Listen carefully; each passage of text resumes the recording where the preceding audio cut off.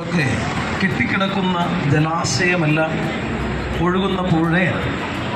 അതിനർത്ഥം അത് കാലത്തിനനുസൃതമായ വ്യാഖ്യാനങ്ങളും പുനർവിചിന്തനങ്ങളും ഒക്കെ ആവശ്യമുള്ളതാണ്. മാറുന്ന ലോകത്ത് മാറാത്ത വരികൾ. സത്യത്തിൽ അതാണ് നമ്മുടെയൊക്കെ മതഗ്രന്ഥങ്ങളും നമ്മുടെ വിശ്വാസ സംഹിതകളൊക്കെ. ഈ മാറാത്ത വരികളെ മാറ്റാതെ തന്നെ നമുക്ക് കാലത്തിനനുസൃതമായ വ്യാഖ്യാനങ്ങൾ കൊടുക്കാതെ പോയാൽ ഈ മാറാത്ത വരികൾ ഒരുപക്ഷെ നമ്മളെ പാരമ്പര്യവാദികളാക്കി മാറ്റും. അതേസമയത്ത് കാലത്തിനനുസൃതമായ വ്യാഖ്യാനത്തിന് പ്രയോജനപ്പെടുത്തിയാൽ കാലത്തിൻ്റെ വെല്ലുവിളികളെ നമുക്ക് നേരിടാനും ആ മാനവ സാഹോദര്യത്തെ നിലനിർത്താനും നമുക്ക് കഴിയും. കാരണം നമ്മളെല്ലാം വിശ്വസിക്കുന്ന നമ്മുടെ വിശ്വാസങ്ങളും നമ്മുടെ ആചാരങ്ങളും നമ്മുടെ ആഘോഷങ്ങളും എല്ലാം അധിഷ്ഠിതമായിരിക്കുന്നത് മാനവ സ്നേഹത്തിലാണ്, കരുണയിലാണ്, സാഹോദര്യത്തിലാണ്. ഇത്തരത്തിലുള്ള ആഘോഷങ്ങളും ഇത്തരത്തിലുള്ള ഒത്തുചേരലുകളും ഒക്കെ നമ്മുടെ വിശ്വാസത്തിൻ്റെ ഒരു പ്രതിഫലനമാണ്. ഈ കാലത്തിന് ചേർന്ന വിധം നമ്മളതിനെ പുനർവ്യാഖ്യാനം ചെയ്യുന്നതാണ്.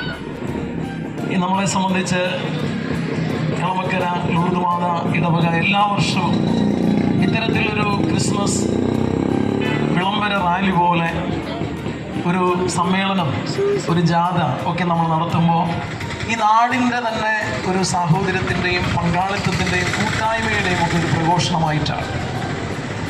നമ്മളൊരു പക്ഷേ ശ്രദ്ധിച്ചാൽ നമുക്കറിയാം, ക്രിസ്തു യഥാർത്ഥത്തിൽ യാതൊരു മതവും സ്ഥാപിച്ചിട്ടില്ല. കാരണം റിലിജൻ എന്ന വാക്കിന് റലഗാരെ എന്നൊരു ലത്തീൻ പദമാണ് ശരിക്കും ഉള്ളത്. അതിനർത്ഥം ബന്ധം എന്നാണ്. ക്രിസ്തു പഠിപ്പിച്ചത് ബന്ധം സ്ഥാപിക്കാനാണ്. ദൈവത്തോട് ബന്ധം സ്ഥാപിക്കുക, മനുഷ്യരോട് ബന്ധം സ്ഥാപിക്കുക. അതുകൊണ്ട് അന്ന് വരെ ഉണ്ടായിരുന്ന മതനിയമങ്ങളെയൊക്കെ ക്രിസ്തു ആ കാലത്തിന് ചേർന്ന വിധം പുനർവ്യാഖ്യാനം ചെയ്ത ആളാണ്. അവരെല്ലാവരും പാരമ്പര്യവാദികളായിട്ട് യഹൂദര് ആ മതം തത്വങ്ങളെ മുറുകെ പിടിച്ചപ്പോൾ ക്രിസ്തു പറഞ്ഞത് മനുഷ്യനാണ് പ്രധാനം, മതമല്ല. ഏത് കാലത്തും ഏത് വിശ്വാസിയും എന്നും ഉറക്കെ പ്രഖ്യാപിക്കുന്നത് അവരെല്ലാവരും പാരമ്പര്യവാദികളായിട്ട് യഹൂദര് ആ മതം തത്വങ്ങളെ മുറുകെ പിടിച്ചപ്പോൾ ക്രിസ്തു പറഞ്ഞത് മനുഷ്യനാണ് പ്രധാനം, മതമല്ല.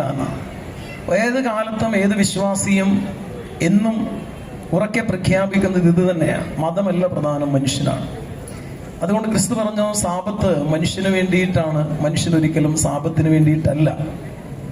അതുകൊണ്ട് ക്രിസ്തുവിൻ്റെ തത്വങ്ങളും ക്രിസ്തുവിൻ്റെ പ്രബോധനങ്ങളും ഇന്നും എല്ലാ കാലത്തും സ്വാതന്ത്ര്യം നൽകുന്നതും വെളിവ് നൽകുന്നതുമാണ്. ഇരുട്ടിൽ ഒരിക്കലും അതില്ല, അതുള്ളിടത്ത് ഒരിക്കലും ഇരുട്ടില്ല. അതുകൊണ്ടാണ് ക്രിസ്തു തന്നെ പറഞ്ഞത്, ഞാൻ ലോകത്തിൻ്റെ പ്രകാശമാണ്. ആ വചനമുള്ളിടത്ത്, അവൻ്റെ സാന്നിധ്യമുള്ളിടത്ത് ഇരുട്ടില്ല. ഇരുളിലും പ്രകാശിക്കുന്നതും ഇരുളിനെ കീഴടക്കാൻ പറ്റാത്തതുമായ ഒരു നിത്യപ്രകാശമാണ് ക്രിസ്തു. ആ ക്രിസ്തുവിൻ്റെ ജനനത്തിൻ്റെ ഈ വലിയ ഓർമ്മ നമ്മളെ സംബന്ധിച്ച് ഈ പറഞ്ഞ സാഹോദര്യവും പ്രകാശവും ഒക്കെ നമ്മുടെ ഹൃദയത്തിലും നമ്മുടെ ചുറ്റുമുണ്ടാവട്ടെ.